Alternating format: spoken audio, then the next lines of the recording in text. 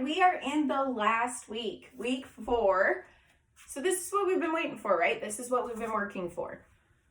Warrior 3, half moon, and then dancer pose. So I have my lovely wall. I've really realized that this wall space is not big enough for all the things I need to do on it. So I need to find a new wall in my house. But for right now, this one will work. So I figured half moon we could work with first. And we are going to do it at the wall. Okay? So what I would like you to do first is go ahead and take your foot, your left foot, and come up to your wall. Now remember, our hips are open in Warrior 3. So the hips are open in half moon, but we have a warrior stance, okay? Because we want those hips open when we come up. So if you want a little bend in the knee to come up, you can, but taking your arms and placing your back against the wall is going to help you. So if you shift your weight, like we were talking about with Warrior 3, how you shift that weight to the weight-bearing leg, you're doing the same thing in half moon. Our hands and back against the wall will just help us kind of float against the wall. All right. Now, if you want a block right here, that's perfectly fine. It would actually be better for support. Actually, I'm going to get a block because really, you should have one.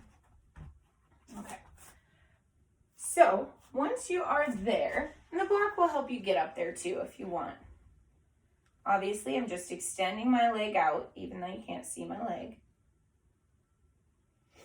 And then we're just breathing. You'll feel how tight you are here and through the glute. Those are the 3 areas you're really going to feel when you get into this pose. So we'll go ahead and start to unwind. All right. Now we can do the other side. The other side might be a little tricky at the wall for me, but maybe not. So right foot's against the wall. We have that back hip already open. I think if I start from up here, maybe it'll work. Yeah, maybe not. All right. So, there we go. I have my block or the floor, whichever one.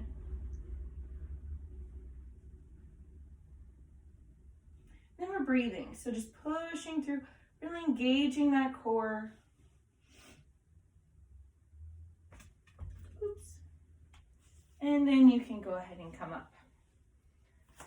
Okay, so a full half moon is obviously just getting in. We're gonna do the left side because this foot can kick up. So, same thing as the wall, except without the wall. So getting a little bend in the foot.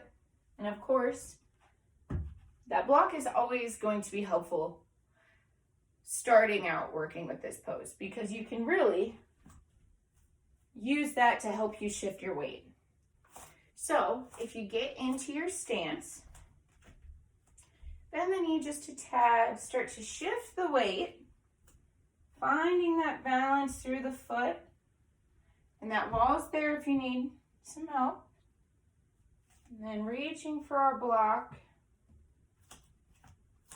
and coming up. Wow, my balance is great today. There we go. And then coming back down. Okay. Dancer. Let's do dancer. I have that same strap that I used last week with just a hole, a circle at the end of it. That's going to wrap around my foot. You can make the circle smaller, bigger, whatever you'd like to do. So the first thing we're going to start out with is that quad stretch. So first, let's shift our weight to the left foot. Let's go ahead and grab that right foot. All All right, you can hold on with both hands if you want. We're just gonna stretch through it quick, warm it up a little bit. And then we're gonna take that circle, we're gonna wrap it around our foot. So we talked about the flipping the grip a little bit last week. I will do a video on flipping the grip, but what I do is start from where I want to be. That way I don't have to flip it. So here's dancer. So pay attention how you feel in your shoulder blades. So you can tighten this grip, you can release it, all right? But your shoulders are doing a lot here. Just make sure they're pulled away from the ears. Just check in with them. And you can release the strap too. Let it down. Same thing other side. So let's start with the quad stretch first. And then, remember, not expecting the same outcome from both sides, right? And then starting to find your balance.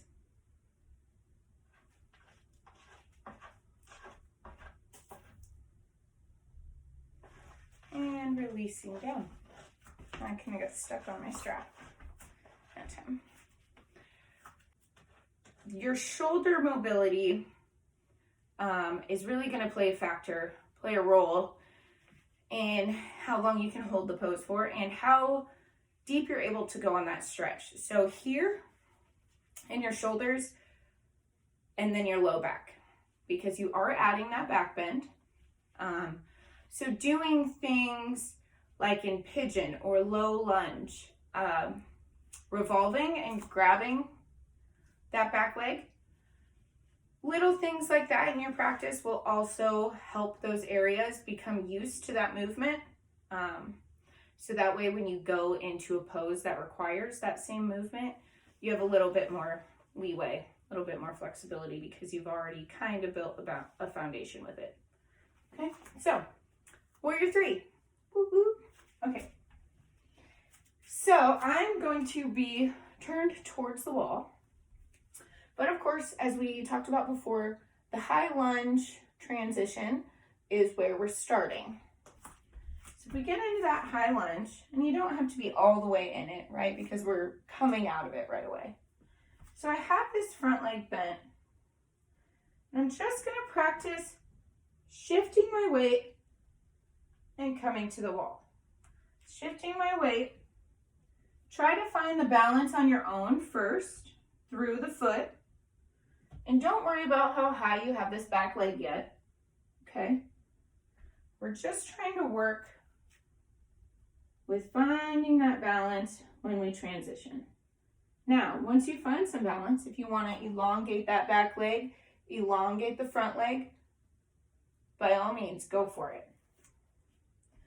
So now, once you feel like you've done your